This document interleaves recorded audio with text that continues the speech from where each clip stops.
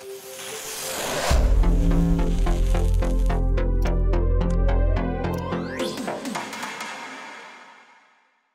tai ką, pas mus laidoje šiandien Omantas Jokubaitis. Į kurią kamerą čia reikia žiūrėti? Čia nereikia kameros žiūrėti, čia iš vis niekur žiūrėti nereikia, čia viskas pas mus paprasta. Ačiū pirmiausia, kad pakvietei. Iš karto pirmas prioritetas buvo tik parašai, sakau, okei, žinai. Omantai, aš tiesiog, žinai, kaip aš tai pastebėjau, kaip komentarus dėdavai pas mane po video ir aš taip žiūriu, kodėl šitas vyrukas tiek daug sekėjų mane seka pirmoje vietoje. Matai, mes, žinai, aš kažkaip nesitaikau į to žmonės, kurie, nu, tipo, nestebiu vien tų žmonių, kurie turi didžiausias ten peržiūras, ar šiaip subus šiuo atveju, ar ten didžiausi podcastai. Bandau tokias gal mažesnius kūrėjus paskatint gal, pagirt, jeigu matau, kad gerai daro. Tai, nu, vienas iš tų baitų, nes kokybiškai darai ir man tas patinka. Kovinis sportas patinka? Buvo gyvenime. Sportuoji pats? Sportavau su Džimpas Tada. Žinai turbūt, ne? Da, aišku, Tada. Tai pabuvau... Nelinkėjimai Tadui, Tada supras. Tai pabuvau su jais apie 1,5 metų, tada... Kickboksavai daugiau? Kiekvienas. MMA nelindau, nes man pas mane soda problemos, tai aš tik man ten klinčą padaro, iš karto mane beria, žinai. Ilgas ražgardas ir problemų nėra. Jo, tai buvo sudėtinga, bet aš šiaip nesu labai atletiškas, gal labai nesportiškas tiesiog ir man sunku būdavo. Ir paskui gavosi taip, kad pas mane į vasaros pusę atsidaro alkoholio dalykas. Nu, tipo, aš stengiuosi negerti 7 mėnesius per metus, dirbu, paskui jau toks relaxas ir jau alkoholis treniruotės nėra gerai. Tai būdavau ir praleisdavau ir taip toliau, paskui mamos praradimas labai daug davė ir jau galvojau, gal aš nebesportuosiu, nebandysiu savo kažką įrodyti, kad čia, tipo, žinai, kaip kiti sako, sportas čia padėjęs visiems išsivalyti to mintim ir taip toliau. Aš to netikiu. Aš turiu pats su savim susitvarkyti ir man sportas kaip tik pasunkindavo. Ir būtent... Čia pirmą kartą aš tai grįžau. Man pasunkindavo. Aš įsikraudavau kitais dalykais. Ar rašiau, ar bandžiau kurti kažką, galvoti kažkaip kitaip. O sportas mane kaip tik biškį nugesindavo. Žinau, gal taip žmonės turbūt negalvoja, bet, tuo metu buvo taip. Bet prasme, nugesindavo, kuria prasme? Blemba, psichologiškai, žinai, psichologiškai tau sunku po tokios traumos ir tu eini dar sunkiau dirbti. Ir aš to tiesiog negalėdavau pakelti ir... Gal aš ne tos perspektyvos reiklą pažiūrėjau šiek tiek? Gal. Žinai, su Kaviena, kai buvo vaikystėje, atsimenu. Žinai, visi berniukai, aš 90 gimimo, žinai, 93, tai pas mane būdavo tie kieti, kurie lankydavo kažką, žinai. Kuriame čia rajone? Dainavoje šiuo metu. Dainavoje. Jo, dabar Slabotėje gyvenu, linkėjimai. Vakar neįsimėgau, nes buvo visokie ten nesąmonės. Tai žodžiu, ką norėjau pasakyti, tai prieidamas prie to sporto, kai vieną bandžiau savo turbūt įrodyti, kad aš galiu būti Omantas, kuris lanko Kavieną, žinai, tipo, savo kažkokią ego boostą duot, bet galutinai nusprendžiau, kad, tiesiog ne man tas dalykas, bet pabandžiau. O bandė kitas kūrinio sporto rūšis? Aš labai mėgstu dviračių važinėti ir ganėtinai ilgus atstumus, tai jo, turbūt. Tai ne kovinio sporto, kitas sportas. Jo, kitą turiu minėti. Tai Kašekas buvo, kaip jaunystė buvau. Aš turiu minėti kovinį sportą. Kovinį? Ne. Nebandai netgi. Ne, žinau, kažkaip. Pabandyk imtynės. Blemba, nežinau. Kaune ganėtinai neblogas laisvės imtynės. Yra iš tikrųjų, yra tikrai gerų sporto klubų imtynių, bet nežinau. Gal kažkada, gal žinai, kai bus kokie... Pabandyk, tiesiog pabandyk, nereikia pradėti sportuoti. Tai žinai, reikia žiūrėti ir kur treneris geras. Yra Kaune gerų trenerių? Yra. Kaune aš dabar nežinau, kas laisvasias imtynės veda, bet ir ganėtinai neblogus rezultatus rodo kompanija. Ir tai ganėtinai sudėtingas, bet tai įdomus sportas. Jo. Jis toks, spėjo irgi išlaisvinu labai. Pabandyk. Nežinau, aš dabar kuo toliau bandau. Tai klausyk, kokias distancijas važinėjai? Dabar mano minimali tai turbūt kempiam kilometro, jeigu noriu iššūkio šiek tiek savo ir praleis pusę dienos ant dviračio, tai virš 100. Oho, tai iš Kauno iki kur, iki Vilniaus vos nedavažiuoju? Ne, galėčiau, bet iki Vilniaus 100 kem gaunasi, tai biškai per daug jo. Per daug gautųsi, tai gal kol kas papasuosiu ir plus reikia ne tik plentu važiuoti ir žvyrikeliu, tai... Žinai, kombinacija sunkiau. Jo, bet man patinka, nes daug galiu galvoti, nes, daug laisvo minimo būna, turėdi ir tada gali tiesiog pasimėgauti akimirką. Matai, kadangi aš nežinau, ar kas nors yra uždavęs tų klausimų tokių, bet įdomesnį tokį, man pačiam įdomu, kaip tu pradėjai dirbti su visais skečais, kuriuos pradėjai kurt? Kame startas buvo? Kame startas buvo, tai kad Anglijai man labai nepatiko dirbti. Čia kvailiausias dalykas, bet ką mes jauni iš karto po mokyklos beveik užsienį išvažinėjom. Daug kas grįžo, kas pasiliko, džiaugiuosi, kas pasiliko, galbūt atrado ten laimę, bet aš gimiau Lietuvoje ir aš čia norėjau daryti dalykus. Tai nusipirkau, atsimenu, kamerą. Esu daug kur pasakojęs iš tikrųjų šitą istoriją, bet ji nėra kažko įspūdinga, žinai. Nusipirkau kamerą ir galvojau, padarysiu romantinį filmą. Romantinį filmą? Jo, aš taip galvojau, kad aš labai pažįstu romantiką kažkodėl. Nežinau, labai kvaila gal apie tai galvoti, nes daug kur galiu skirtingai apipasakoti, apibūdinti, žinai, 10 metų visgi praėjo, tai mintis keičiasi ir, pradėjai skečus daryti su vaikystės draugu, kuris su mano, kaimynas gavosi ir mes ten pradėjom. Spalvos žalios, nes nemoki naudotis kamerą, bet kažkas gavosi iki tol, kol esu čia, tai žinai, džiaugiuosi šiek tiek. Jo, bet o kas būtų, suprantu, romantinis filmas, o skečai būtent, nes jie ganėtinai išskirtiniai nuo kitų žmonių. Nežinau, arba aš labai plačiai galvoju, nepasirenku vieno personažo, nežinau. Bet tu turi personažus savo? Kuriuos, kaip tarkim, legendinis Didelgis turi ten savo, Zbignevą turi ten savo... Blemba, gal taip daug... Masonus. Aš žinau, apie ką kalbėjai ir linkėjimo Elgiui, kietas bachūras. Vyrukas jau. Tai, nežinau, turiu, kurie man gaunasi, nežinau, seniau labai bandydavau vaidinti Morozą ir gerai gaudavosi, nes augai toje aplinkoje, žinai, tu moki atkartot kai kurios gestus ir kalbėseną, žinai, ir agresyvus moki pabūt, bet atsisakiau to. Tai dabar kažkaip gal labiau friendly, toks awkward dalykas. Bent jau iš reelsų, ką matau, kaip žmonės reaguoja, tai labai pjauvytos situacijos patinka žmonėm, kur tiesiog kažkas už kameros kalba. Šiuo atveju Veta, tai Veta puikiai atidirba už kameros ir kažkaip labai šauniai gaunasi. Čia reikia įsiplėsim su laiku. Klausyk, o inspiracija? Vaikystė turbūt. Man vaikystė, jo, aš atsimenu, kaip 2014 metai turbūt, tai realiai visos tos situacijos su tėvais, su kažkokiu nelydimu, nežinau, su kiemu, tos pačios istorijos, viskas gali būti perteikiama į kažkokią komedinę formą, žinai, kurie vis tiek žmonės daugiau atpažįsta, releitina ir jeigu atpažįsta, dažniausiai ir patinka, žinai, taip pat ir mum pokalbį, bet kur, ką matom vizualus, jeigu atpažįsti arba savo ten kiemą pamatai kažkur filmuotą filme, tu sentimentus labai sukelia, žinai, tai kažkaip taip netikėtai ir gavosi turbūt. Tai inspiracija, tai jaunystė, nežinau. Aš vieną tokį paskutinių tavo sumatęs, bet ten reklaminis buvo. Oi, blemba, su reklaminiais. Carvertical. O, tu perpradinėtą vadinai. Nes aš kaip tik tu gal dieną prieš ar kiek teko pasinaudoti Carvertical paslaugom, kurios nelabai buvo visiškai jokios informacijos man nesuteikė. Aš dabar nebedirbu, bet nesakysiu nieko. Bet visai fainas skečas gavos. Ačiū. Bet jie labai tipiniai, žinai, tu juos galėt pažinti, žinai, daug kas daro labai panašias situacijas, tik skirtingai vaidina arba atkartoja kalbėseną, žinai. Tai nežinau, man jie tokie, labai daug neįsiplėsiu. Klausyk, ką tu manai apie dabartinius tos jaunimo open mic'us visus? Aš jį palaikau labai. Palaikai? Aš labai palaikau, nes turiu ir draugų labai, ganėtinai. Raustai tie dabar visokie populiarūs ant bangos irgi.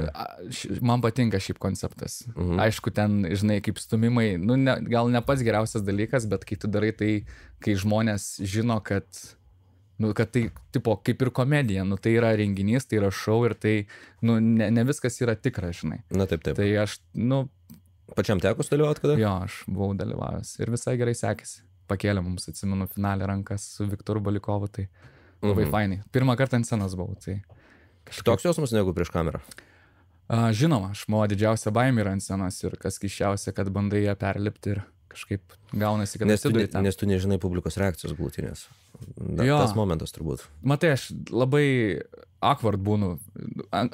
Prieš kameras viskas kaip ir okei, bet kaip esi gyvame eterį, nu, kaip pasakyti, ne gyvame eterį, o kaip esi prieš auditoriją, tu labai gali susikaustyti, žinai, aš nemoku valdyti to savo emocijų, nes, nu, daug visko yra, bandai galvot, kad nori gerai pasirodyti ir tas dažniausiai kiša koją, tai kiek kartų lipau, tai turbūt tik vieną kartą gyvenime vat, per austus ir pasisekė kažką pasakyti juokingo, žinai, kur žmonės kvatojo arba nustebę buvo, kad visai neblogai, tai aš, kad ir kaip pesimistiškai žiūrėjau į tą visą reikalą, nežinau, gal daug kas matė turbūt, tai daug kas pagyrė, bet aš pesimistiškas labai, tai labai savikritiškas gal esu savo. Tai... Man tai gal praktikos nebuvimas tiek, kiek reikia valandų. Viskam reikia valandų. Jo, sutinku. Ir, žinai, paskui supranti, ar gerai darai, ar ne.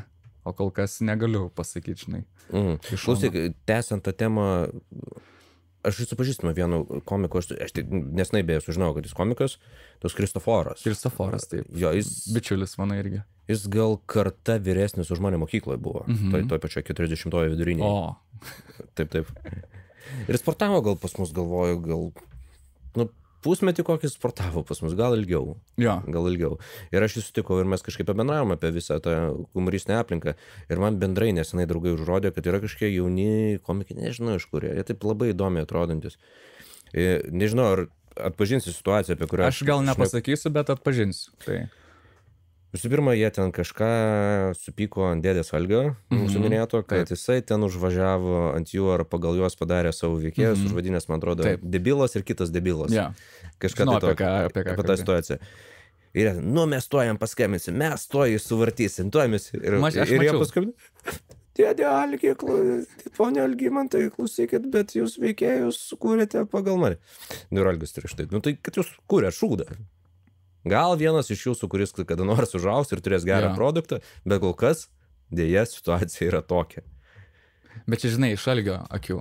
Jo, bet esmė tame, kad jie prieš tai skambina, kad mes to suvartysim dar kažką, prieš jį kaip triušiukai ir paskui vėl sparnai atsiveria. Nu, tokia dviveidiškumas. Bliama, čia, žinai, dar kaip aš žiūrėsi tą situaciją, nes tu gali vienaip interpretuoti tiesiog. Žinai, ant manęs irgi kažkas pasako, bet kaip tu reaguoji gal svarbiausia. Žinai. Ne, bet ši situacija grinai apie tą jų įrašą, nes jie įrašinėjo dar kažką žiūriu ir aš galvoju, kas šitos vyrukų žiūriu. Galvoju, aš jų produkto kaip ir nematęs, pasižiūriu, kad didelės peržiūros. Labai. Bet tas produktas toks, nu, gal aš senamadis. Aš gal irgi sutikčiau su to, bet tai aš keletą pažįstu iš jų, tai ne viskas, ką jie daro, ir man žinai, bet jūs keikitės? Aš tengiuosi, ne. Minimaliai, ne? Gerai, aš atsiprašysiu. Labai retu atveju. Ne, jeigu nori keikis, uždėsim ten pipsius. Ja, Vitukas pas mus meistras, tai. Tai ne viskas gal patinka, bet vis tiek mes esam tam pačiam puodė, žinai. Tipo, Kaunas, Vilnius, Klaipėda, labai ganėtinai maži miestai, mes dažnai susitinkam, gal nepabūt kartu, bet žinai, kažkur renginiuose ir taip toliau. Tai aš manau, kad ir va tokios situacijos jos greit praeina. Ten būna tiesiog bumas kažkoks ir paskui pasimiršta galų galiausiai. Ne, tai aš nebėjau, kad pasimiršta, bet, nu, mano akise, jeigu tu nori kažką, nu, jau tu norėjai kažką žmogui pasakyti, nu, pasakyk, kad tu norėjai pasakyti, o ne pasislėp už kadro, vėl kal kažkokį kitą kadrą. Nu, tai atrodo daugiau, tai atrodo taip, kaip, nu, nežinau, koks youtuberis dabartinis, ką nors nori pasakyti kokiam Aleksandrui Usiu, kad jie neakis ir Aleksandrai, jis pasaulio čempionas. Aš matai, kai negyvenu tom dramam ir taip toliau ir šiaip stengiuosi ant žmonių nieko nesakyti. Nu, tipo, jeigu jau turi kažkokią blogą nuomonę, aš dažnai jos neišreiškiu tiek, kiek galvoju, dažniausiai stengiuosi pertikti taip, kad aš pagalvočiau geriau į tą. Nes buvo žmonių, kur, pavyzdžiui, dabar, nu, irgi jaunų kūrėjų, kurie kuria irgi skečus tos pačius. Yra, kas man nepatinka ir, blem, aš taip save pagaunu ir galvoju, kodėl, žinai, ar aš čia pavydžiu, žinai, ir kodėl taip vyksta, žinai, nes, nu, man ganėtinai pakankamai gerai sekasi iš mano akių, atrodo, nors nemėgstu savęs pagirti. Bet kodėl aš nemėgstu kažko naujo, žinai, kodėl aš atrodo, nenoriu matyti kažko tiesiog naujo, žinai. Tai galvoju, blemba, susiparinau, naujo Instagramą parašiau, kad maladėts, gerai varai ir daryk tiesiog. Kad kažkokiu man pašalinių jausmų nebūtų, kad aš persilūšiu. Tai va, apie tas pačias dramas, tai Man nepatinka turinys, kuris eina ant to, žinai, kur kalba apie labai popsinius dalykus arba kažkas tokio. Stengiuosi kažkaip apeitą ir nedaryt apie tai, kas kalbama, gal aš nežinau. Nu, iš savo pokalbinės gal, ką turiu omeny. Tiesiog, mane prie širdė, žinai, mane nerimas kyla, jeigu kažką pasakau apie blogą, apie žmogų, nežinau, gal iš seniau kažkokios problemos. Tiesiog, mane patinka ir kažkaip stengiasi praleisti pro akis, jeigu tai vyko, aš mačiau, ką tu prieš tai ir minėjai, bet kažkaip daug negalvoju apie tai. Nu, tai nėra, kad ten ypatingai ir galvoti iš tiesų. Bet kad yra, aš suprantu. Jaunimas išskleidė sparnus per plačiai. Tai, žinai, kaip pažiūrėsi, bet suprantu, ką turiu omeny. Supratau, klausyk, o iš senųjų Lietuvos komikų, kas tai imponuoja? Blemba, dabar galvoju, apie kuriuos komikus kalbam, kurie stand-upino. Ten Jankevičius, Stankai. Čia dar jau tokie vidutiniai mano šitą, dar senesnius. Nu, Kernagis gali būti komikas, aišku, ne. Kernagis, nu, ne, turbūt. Jis daugiau, bet jis mokėdavo pasisakyti. Kernagis gal man komponuoja kažkaip, nežinau, kažkaip va dabar pagalvojau. O šiaip, turbūt dėdė Jankevičius, ką žiūrėdavau vaikas, nu, paauglys, kai humoro klube buvo, Katleris man labai patinka. Tai, bet kad sekčiau kažkieno pėdom, turbūt ne. Šiaip nelabai laikau turbūt komikų. Tai. Supratau, nu tu labiau save skečerių laikai, taip? Kuo tu labiau save aš sakyčiau gal video kūrėjas, nu bet čia mano, žinai, kaip hobis darbas šiuo atveju, tai nežinau, turbūt, kad tiesiog to humoristinės prizmės, šaržo ir viso kito yra. Taip, sutinku. Ir daug kas sako, tipo, kodėl tu bandai nelaikyti, nu, bet tu kaip ir esi. Bet aš nežinau, kažkaip. Nereikia kažkokių rėmų man susidaryti. Ne. Galbūt kažkada nebūsiu, žinai. Klausyk, o vis tiek ilgainiui tu pastoviai turinio yra jau nemažai, jau daug. Ganėtinai daug. Kaip kyla kažko idėjų, kažką naujo sukurti? Ar tų idėjų kyla, ar tiesiog tenka tiesiog sėsti ir grindint, daryti tiesiog? Šiaip bet kokiu atveju labai daug per šitos paskutinius 2 metus, kai pradėjau ir dantis tvarkytis ir, nu, tiesiog 2 paskutiniai metai labai daug davė tiesiog šuolio man, nes manau, kad per šios 2 metus padariau daugiau negu per 8 savo praeitus, nes tiesiog ten toks bimbinėjimas, o dabar buvo tas, kaip tu sakai, grindas. Nes nuo 22 rugsėjo mėnesio, man atrodo, sakau, kiekvieną dieną kursiu metus, kiekvieną dieną kelsiu. Ir po 7 mėnesių pavargau. Bet davė labai didelį šuolį ir socialiniai medijai, ir kad žmonės prisimena kažkaip, žinai, ir naujos auditorijos, bet kažkaip nereikia užsiciklinti skaičiai, žinai. Svarbiausia, koks aš pats, kad nepasikeičiau į blogąją pusę, nežinai. Kaip tu gali pasikeisti į blogąją pusę? Buvo jau, tai buvo. Nu, kokiu būdu? Nu, kad labai egoistas pasidarai, žinai, apie save daug kalbė, galvoji. Ir dėl to buvau metęs 3 metus. Tai. Dabar čia toks naujas startas gaus. Tai prasme, tu 2 metai prieš... Nu, kaip, žiūrėk, iki 2017 dariau, paskui buvo tiesiog su savim problemas, norėjau susitvarkyti, nes jau per daug aukštai jaučiausi ir kažkaip pagaudavau save. Ir buvo šiaip problemų tiesiog gyvenime. Tada galvoju, kad gal man tai biškį nusileisk ant žemės. Tai reikia, žinai, pasiekti ir aukštumas, ir dugną, kad galėtum žinot, kur tu esi. Ir dabar stengiuosi labiau gal, labiau negalvot gal apie save, nors reikia, bet ir apie kitus, žinai. Ir kaip ir prieš tai sakiau, pagirti šiek tiek, duoti stimulo, nežinau, norisi, kad aplink tave ir tiesiog gerai darytų žmonės, draugai, nesvarbu tai kažkaip, nežinau, taip. Supratau, kadangi tu esi visiškai naujos kartos, Instagramo, YouTube, galima taip sakyti, jo. Tradicinė medija, televizija, radijas, jokio noro kažkur tai turėti savo laidą, savo ką. Aišku, visi turbūt sitkomai yra mirę šiais laikais Lietuvoje, aš neįsivaizduoju. Bet sitkomas gali gautis kaip ir podcastas. Nu, podcastas yra gyvas formatas, niekas nepadaro lentelės, plokite dabar plojimai. Bet tą turiu omeny. Bet yra keletą laidų ir iš komedinės. Komedinių, jo, atsiranda. Bet tai jauni kūrėjai ar vedėjai? Ir visokių, žinok, yra. Jo, turi laidų ir tie patys, kur apie ką tik kalbėjom, irgi laidą savo tokį, kaip ir sitcomą. Kaip jie vadinasi, aš nežinau. Savaitės rifas. Savaitės rifas. Jie kadų komedija ir jie šiaip kieti labai.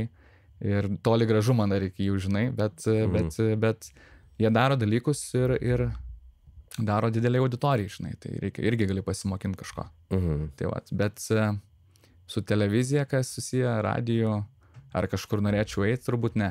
Dirbau radiju, kai buvau 15 ar 14. 15 metų dirbau radiju. Nu, ten ta internetinė radija, žinai, kur tu tiesiog sėdi prie savo laptopo, ar ten tiesiog stacionaraus kompiuterio ir turi mikrofoną ir... Ok, aš galvojau, kad normalioji tradicija. Ne. Buvau tau, dirbau apie 2 savaitės, bet ten bullshit. Kur? Tau, Kauno radijas. Kauno radijas, ok.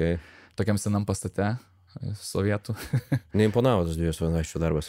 Nemačiau kažkokios perspektyvos, žinai. Nu, blemba, su radija aš kažkaip galvoju, kad tu būni rėmasi, dažnai klausiu, buvau pas Paverį, pas bičiulius žaidimo balsą. Klausiu, o ką be radijos norėtume daryti, tai fainai, kad padiskutavo. Dabar neatsiminsiu, ką sakė tiesiog, bet kažkaip nesinori statyti savirėmus, nežinau. Na taip, aš turiu kitų pažįstamų, kurių gal neminėsiu, aš vardų pavardžių, kurie dirbė populiariuose radijos ir populiarūs asmenys šiuo metu Lietuvoje. Ir, daugumai tai nėra tikrai pajamų šaltinis, tai nebent savo vardo garsinimas padidinimas. Priklauso, ko sieki, žinai. Jeigu tu labai nori būti garsus, nes daugumos turbūt priority. Nes dauguma jų tai tiesiog transformavosi į YouTube, transformavosi į socialinę mediją. Nu, nes šiais laikais. Taip veikia tiesiog dalykai, žinai, tu nepasisemsi tos jūros. Reikia pradėti pačiam daryti, žiūrėk, gal daugiau kažko pasieksi, žinai, kitokios auditorijos dar, tai nežinau. Man daug kas sako, tipo, daryk renginius, blemba, aš per didelį nerimą jaučiu. Daryk renginius kokius? Nu, tipo, best, nežinau. Ne, humoristinių gal ne. Kiti sako stand-upin, žinai, bet kažkaip nežinau. Best renginius, įmonių renginius? Nežinau, tiesiog būt vedėjų, žinai. Tipo, gal būt vedėjų ir nėra blogiausias sprendimas. Tai yra klišė, tai yra kaip šitą... Vėlgi, mylimasis mano dėdė Algis yra pasakęs... Aš žinau, ką tu pasakysi, žinok. Kaip ten koks ten toks pusiau veikėjas buvo renginio vedėjas Laibas šitą užpypink. Pypinsim. Tai va, dėl to, kad vienu metu jų tiesiog priviso. Priviso tų... Šiaip labai daug. Ir dėdė Tomas, ir dėdė Petras, ir Antanas iš Marijampolės, ir Česlovas iš Nemenčinės, visi tapo vedėjais. Taigi. Nu, jeigu jie tikrai myli šitą darbą, džiaugiuosi, žinai. Na, aš manau, tiesiog daug kas iš... Reikalo? Dirbau autoservise, galiu renginį vest, turiu 2 savaitės sukeliot varžtą, renginį pravesiu. Nu, aš aišku, čia taip brutaliai ir taip gal neteisingai iki galo, bet idėja tame, ar dirbti ofise, aš daugmaž normaliai gerai atrodo, galiu daugmaž šnekėt, gal aš renginį pabandysiu pravesti. Manau, dalis tokių žmonių yra, bet čia jų yra dalis kiekvienoje profesijoje. Jo, sutinku. Aš kadangi su statybų sektorium šiek tiek paskutiniu metu daug susiduriu, tai... Kažkur 1 iš 20 tik žmonių yra tikras statybininkas statybų sektoriui. Dažnu atveju apdailos darbuose. Pirmas dienas, aišku, tu labai greitai pastebėjai jų darbą, bet kai atvyksta žmogus ir jisai grubiai padaro per, nežinau, 4-5 valandas tiek, kiek tu turėtum per pusvalandį teoriškai padaryti, tu tikrai dirbai 3 metus ten plytelių klovėjų. Nu, ir tu supranti, kad ne, nes tu su to susidūręs. Nu, ir yra tokių žmonių turbūt kiekvienoje srityje, kur staiga atsiranda kažkokie didesnės pajamos. Jo. Aš šiaip gal labai stengiuosi kaip nedžedžint, aš sorry, kad angliškus tos dalykus viskas truko. Sakau, tai blemba, jeigu jie nori kažką pakeisti, vis tiek mes užsibūnam dažnai savo komforto zonai tiesiog. Ne, tai taip, ir ne faktas, kad ten 1 iš 100 tarkim, bus kada nors geras. Ja. Yra keletą, kurie labai super yra. Bet ir labai ganėtinai populiarus social media, tai žinai, kiek davė tas dar, kad jie yra žinomesni, tai nežinau. Aš kažkaip gal kaip su fotografija yra, žinai, irgi nežinau, bet čia Vitukas gali papasakoti. Prieš kokį blemba 10 metų visi fotografai seni. Nu, bet atsimenu. Šiaip ir ten tokių labai popsinių dalykų, ten kaip blakstienos ar dar kažkas, manikiūrai visokie. Visos manikiūristės. Taip, visos ir, tai einama profesija, normalu, žinai, bet Nu, išsigrynini po 10 metų, 15, paskui pasižiūri, ko tau reikia iš tikrųjų, žinai. Taip. Nu, jauni bandom. Jeigu tu netampi geras tame, o tampi tik tais per sunkų darbą, nu tai gal tu keis kažką gyvenime, nu. Aš kažkaip labai mėgstu, daug irgi tokių mini profesijų turėjau, ten ir fotografijų užsimdavau, bet žinai, vis laik save pagaunu, ar to noriu, žinai, ar čia tavo siekis, tai labai dažnai stengiuosi iš karto, jeigu tik atsiranda mintis, premetu. Gal kvailai elgiuos, bet neužsibūnu, kur man nereikia, žinai, gali būti tiesiog stotelė, tai kažkaip fotografija, streaminimas dar buvo labai didelė. Streaminimas. Žinai, kaip jis transliuoja žaidimus tiesiog? Jo, šitą girdėjau. Ne apie TikToko laivus kalbu. Ne, TikToko netgi neturiu, žinok. Ir ačiū Dievui. Ir niekam nesiūlau. Aš paskatinsiu irgi, kad žmonės geriau ištrintų šitą aplikaciją, nors aš ten darau dalykus irgi, bet ten psichologiškai daug traumų tiesiog yra ir geriau nesėt savo pasąmonį tokių dalykų. Ką ten matai? O, aš nežinau, ką jie ten mato jaunimas, bet aš susiduriu paskutiniu metu su tokiamis situacijomis, kad wow, bendravimas, kaip bendravo kuris dabartinis jaunimas, mano laikais, jeigu aš savo treneriui būčiau net klaustelės tokio žodžio, aš tiesiog būčiau šlapio rankšluosčio, nu tiesiog šlapės nežiūrėtų, ar šlapės, nešlapės, tiesiog trenktų man į veidą. Tiesiog trenktų į veidą akimirksnį. Buvo tokia situacija, prieš gal 2 metus. Atėjo toks vyrukas, matosi, atkarta, jaunuolis, jis bando išmušti smūgį ir labai pragriūna į priekį. Pragriūna reiškia, visa nugara nugriūna, jis nesuka korpusu, jis griūna į priekį, taip. Ir aš prieinu prie jo, sakau, taip nedaryk, daryk štai taip, išsukinėjo korpusą tos senas. Aš apeinu kelis ratus ir jis daro tą patį. Ir galvoju, gal nesuprato. Ir aš prie jo paklausiu, sakau, klausyk, bet taigi aš to paaiškinu viską, kaip daryti, kodėl nedarai. Tai jūs pasakėte, bet nepasakėte, kodėl. Turi gal šiek tiek pointo, žinai, bet aišku, treneriui gal to nesakytų. Ta prasme, tokio klausimo net nėra. Tokio klausimo net negali būti. Suklydau. Aš nežinau, tas klausimas, kodėl, čia grinai tos TikTokų kultūros, žinau, kad Jungtinėse Amerikos valstijose būna tų momentų, aš duoju, kad iš ten tas dalykas ir atėjo. Turi viską paaiškinti. Ir, tai yra labai keista. Žmonės prisiklauso Joe Rogano su visa pagarba jam, bet ten ne viskas yra, ne visi svečiai yra teisingos nuomonės, mano nuomonė. Ne. Ir tai visi staiga į ledus lenda. Tai visi staiga vien mėsas valgo. Populiaru. Tai visi, ta prasme, ir tai yra taip masiška, tai yra taip juokinga. Ta prasme, ta tokia...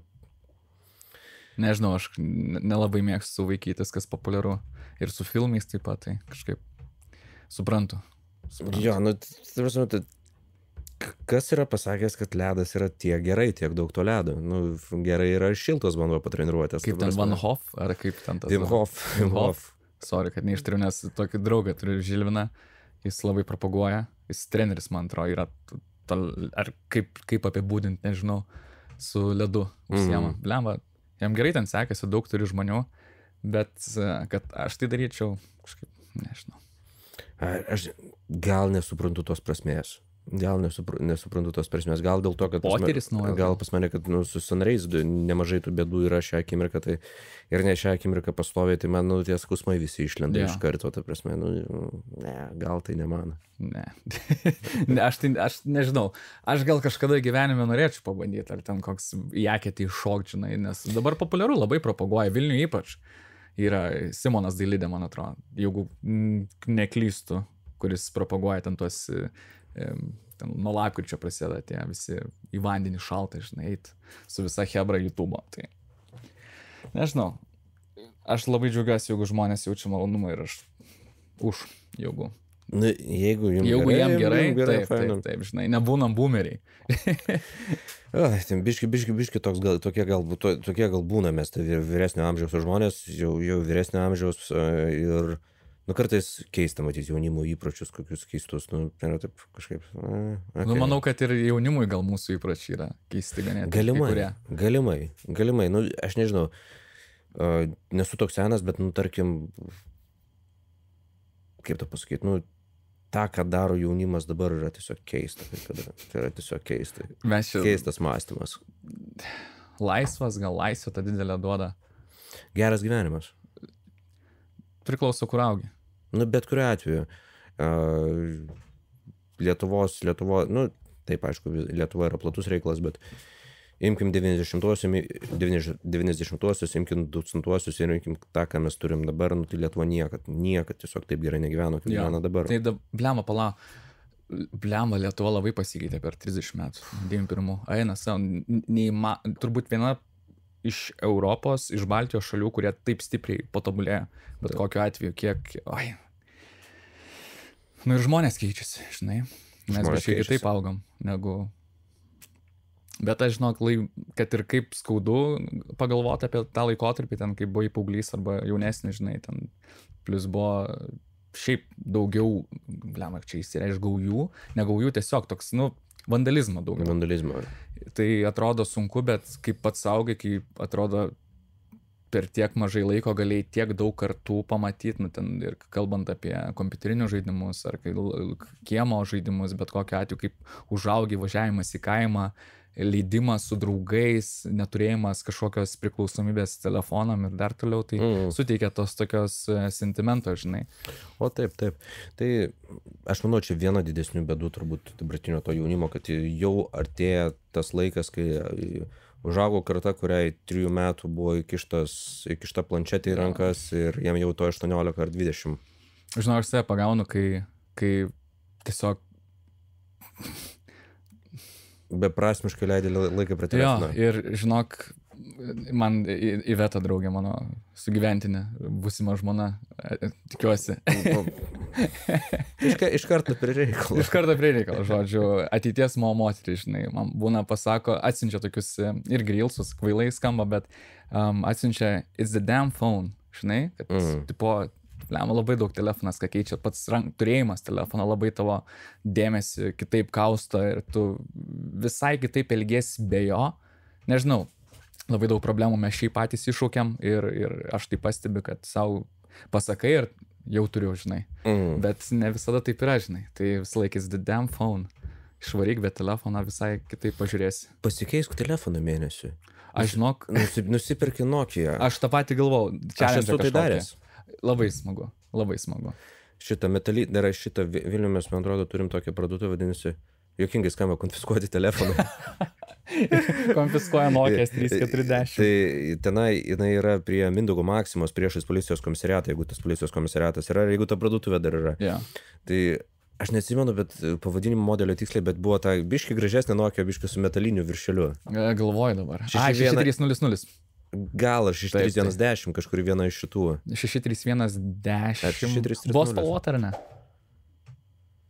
MP3 grodavo ar ne? Bet klausimas, aš neleidžiu. Jau supranti, prieš 2 metus... Bet ta metalinė tai buvo tik 6310. Tai greičiausiai 6310. Aš vat ją įsigijau ir tiesiog išmanųjį pasidėjau, Facebooko žinutės atrašai kartą į dieną.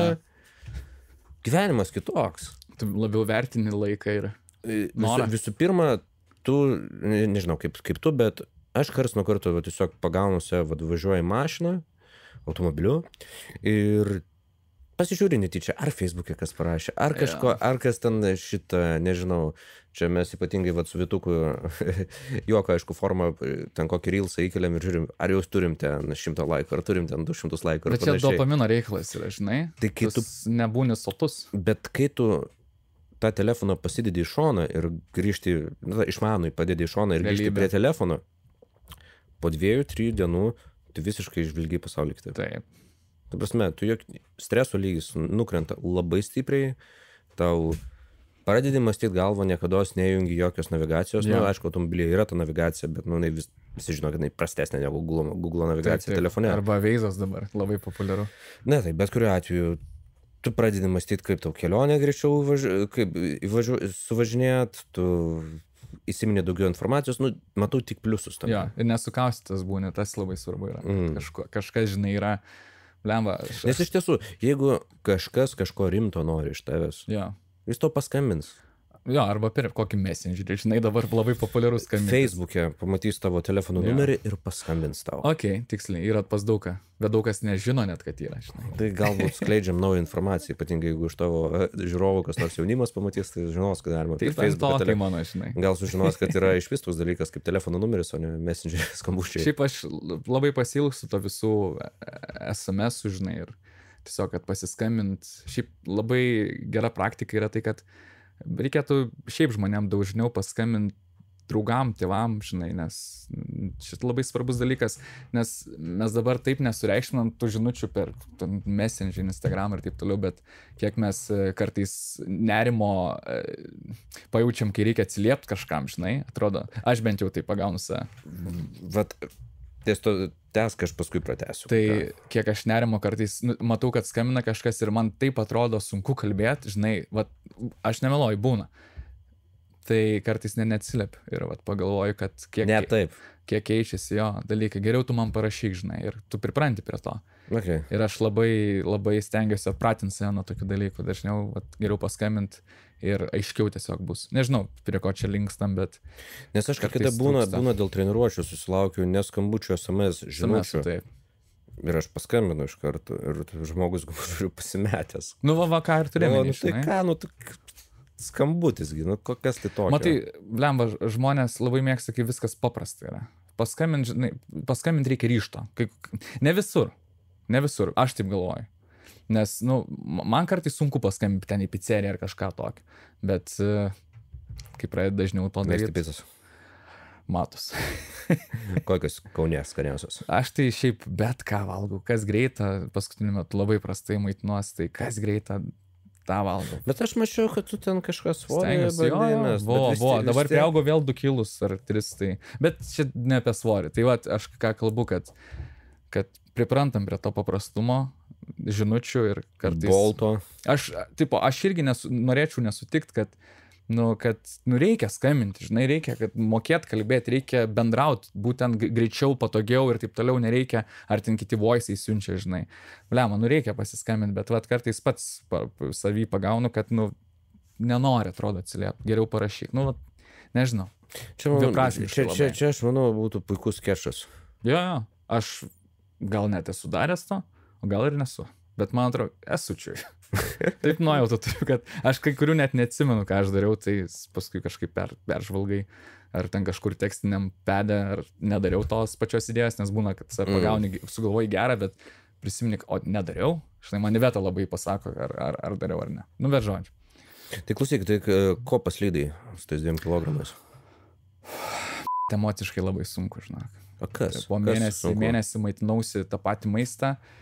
Treneris Laurinas man sudarė fainą. Šiaip gerą mitybos planą, 2900 kalorijų. Aš svėriau 104, man atrodo, ir per mėnesį numečiau 6 ir 3, kas yra visai neblogas rezultatas ir jaučiausi gerai, sveikai labai. Tik pavargau kažkaip. Tas disciplinos trūkumas. Tarsi pavargai kuo? Nežinau, emociškai. Ar vieną kartą paslydai ir negali grįžti ant kelio? Čia irgi klausimas. Gali būti ir taip. Tai privers pirk savo subinę ir grįžti atgal. Žinai, stengiuosi ties daug dalykų turėti disciplinos, nes motivacija man egzistuoja, man disciplinos labai reikia ir derintis daryti, tai vat kartais gal paslysti po tos vienos dienos. Vieną kartą užsimaniau, po 2 dienų vėl tą patį, paskui žiūriu jau kiekvieną dieną. Tai paslydau ir sunku dabar sugrįžti, bet aš manau, kad... Neleis savo niekada daugiau vienos dienos paslydyti. Jo, šitą sutinku, nes iš pradžių, kai net nepagavau ten to cheat meal'o, kaip kvailas dalykas, bet, cheat meal'ai yra cheat meal'ai, žinai, nori pasimėgauti to maistu bet kada. Tai paskui žiūri vis dažniau ir jau save bandai apgaudinėti, kad dar vis cheat meal'ą, žinai. Ir paskui sugrįši ir paskui žiūriu, kad nelabai sugrįžau. Tai priaugau, emociškai tada biški sunkiau ir kažkaip... Maisto papildus kažkokius vartojai? Niekad gyvenime kažkaip, nežinau, nuo pat paauglystės turbūt, esu proteiną kažkada vartojęs. Supratau, tiesiog, ką norėjau pasakyti, aš nežinau, ties ko tu paslysti daugiausiai? Picos, miltiniai produktai? Miltiniai turbūt, daug anglių, žinai, ir jau sunkiau. Jeigu mes davažiuosime iki mano salės, jinai labai netoli čia yra, aš tau duosiu papildą, vadinasi Appetite Control. Iš tiesų, pas mane vienu metu buvo paslydimai, kas liečia miltinius produktus, labai iš ryte išgeri ir tu nenori jokios bulkos. kur ilgesnį laiką. Ok. Čia Aronvyto parduotuvės papildai. Reklamuojat? Ne, nereklamuoja, bet iš tiesų vis veikia. O turit šiaip kažko, sponsorių kažką? Ne, neturim, ne. Neturit? Aš turiu dovanų. Žiūrėk, kaip privedžiau. Turiu savo kavos, tai norėjau tau duoti. Nenorėjau daryti šiaip per laidą, pats žinai, kad nenorėjau. Jo, papasakok šiek tiek. Espresso House Blend. House Blend. Skonio natos, tamsus šokoladas, rudasis cukrus, raudonieji obuoliai. Geriau nei rytinis seksas, su meile, Omantas. Kofio.lt. Per C raidę. Jo, Kofio. Bet tu labai teisingai ištariai. Kofio. Per C raidę. Ir aš, kiti Sofio, žinai, sako. Nu, bet aš tai vis laik Kofio. Žodžiu, tai ką galiu... Tai va, pirmieji sponsoriai. Nežinau, aš labai norėjau kažką turėti netradiciško kaip kūrėjai.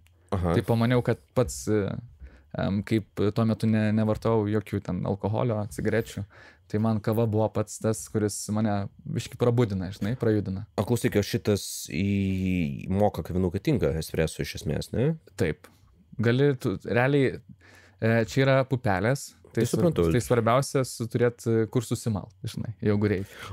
Kaip smulkiai iš tiesų malti reikia? Šiaip iš dalies yra, žinok, aš nemeluosiu, yra skirtingų turbūt 5 malimo būdai, priklauso, kur tu naudoji, kiti naudoja, neatsimenu, per nepamenu, nenoriu suklysti, nes paskui pizdavos mane.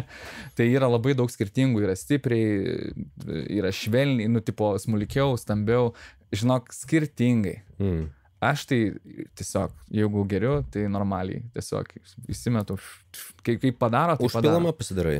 Buvo, taip, pabandžiau iš pradžių ir tą, žiūrėt, ir skoniai skiriasi, minimaliai labai. Užpilamos ir ko? Užpilamos ir pupelių, jeigu tarkim, nu kaip iškyti, iš kavos aparatuko. Taip, tai šiek tiek skiriasi, bet ir tai labai kokybiška kava, tai žinai. Norėjau kažką pasileisti savo, nes svajojau Senai jau pasileidęs? Prieš 3 mėnesius. 3 mėnesius. Jo, tai visai smagu, nes stengiuosi ieškotis laiko kokybiško produkto ir taip gavosi, kad suradau tai. Supratau, kava šiaip buvo vis laikio hobis, ar tiesiog natūraliai? Kava nebuvo hobis, bet tiesiog mėgdavau, eidavau į kavinės, vis laik gerdavau amerikano šiaip. Aš labai mėgstu gryną, bet jokio cukraus. Grynas su vandens. Nu, vat kaip dabar, tiesiog juoda kavytė. Ir visur skirtingai skoniai galvoju. Ir tada man biškai toks klikina, žinai, dalykas, manifestavimas. Ir jau ilgus metus turbūt su ta, kai pradėjau gert kavą, prasidėjo. Nu ir taip gavosi, kad pagalvojau, kad reikia žmonėm duoti gerą skonį, tai kažkaip kokybišką, tai nežinau. Bet kad ar dirbęs ar ne, barista nesu. Bet galiu atskirti, kas yra gerai, ar ten kokias poskonių, žinai, pažiūrėti, kokie skanus, kurie neskanus. Tai kiek rūšių kavų turi? Dabar kol kas 3. Turiu Brazil, Gvatemala ir espresso. Tai norėjau paprastai įsivažiuoti, ne per sunkiai, nes visas projektas idėjinis, kažkaip norėjosi viską susistatyti paprastai ir žiūrėti, kur gali patobulėti, kur nežinai. Nes tiek rūšių yra, bet žinai, tiek rūšių yra, bet brangu. Tai va, man pačiam brangu, žinai, nes, nu, nežinau, ar ten kažkada gyvenime milijoną be savo gamyklos turėsiu. Tai, bet dabar patinka. Tai džiaugiuosi, šiuo momentu labai džiaugiuosi, šitų degu. Tai o brangu pačios kavos pupelės brangios? Jo, šiaip, blema, daug dalykų reikia apsukti, kad galėtum turėti galutinį produktą, žinai, maišelius ir taip toliau. Brangu, taip, gera kava, brangi kava. Žinai, aišku, gal pigiau gautis, jeigu turėčiau, sakau, savo kepyklą, tada pigiau, žinoma. Kepyklą, tai grubiai, o pupelės kokios jos atvažiuoja, ne žalius, juk atvažiuoja jau... Ne, jau kepam Klaipėdoj, tai žalios turbūt. Žalios atvažiuoja Klaipėdos. Nu, blema, dabar suklysiu, bus kvaila. Baltus, tarkim. Ne, bet aš pats kaip ir niekad apie šitą procesą negalvoju, bet... Gal žalios? Reiktų pasidomėti. Žalios. Nu jos taip, žalios, taip. Paskui rudė. Ir skrudinimo metu, turbūt. Taip. Priklauso dar kaip skrudinės. Yra, kurie nelabai moka skrudinti. Ir kas tada gaunasi? Su nelabai skrudinimu. Šlikšti kava tiesiog. Karti labai būna. Per daug karti. Jie gali ir perskrudinti, turbūt jie gali ir nedaskrudinti. Taip. Ir paskui kokybė kenčia. Tai viliuosi, kad dar geri atsiliepimai yra. Bet apie kavą galim nekalbėti. Ne, įdomu, jau pradėjom, tai... Aš dar kol kas degu, žinai. Nežinau, kada kažkas gausis daugiau, bet noriu birželį dar pasileisti 3 naujas.